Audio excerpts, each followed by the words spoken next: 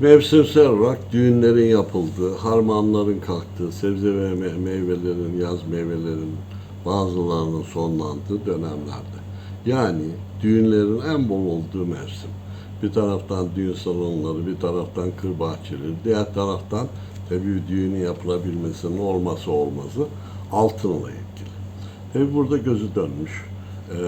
Farklı sitelerde gerçek olmayan ürünlerin satıldığını, hem götürdüğünüz düğün sahibine hem sizin yapmış olduğunuz oradaki hediyenin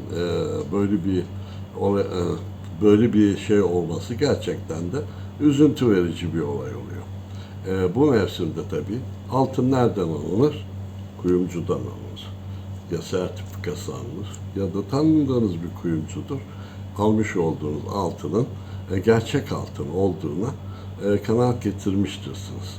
Dolayısıyla yapmış olduğumuz bu güzel yardımlaşma, aynı zamanda düğünde takının takıldığı zaman mutlu olan çiftler gerçek olmadığı zaman böyle bir olayla karşı karşıya kalması tabii bu hediyeyi götüreni de hem mahcup ediyor hem de bu gözü dönmüşlerin özellikle bu mevsimlerde çokça rastlandığı aslında olmaması lazım gelen ama maalesef herkesin iyi niyetli olmasını düşündüğümüz dünyamızda bu tür insanların itimatı suistimal etmeleri veya hile yoluyla para kazanmayı daha kolaycılık sanan insanlar.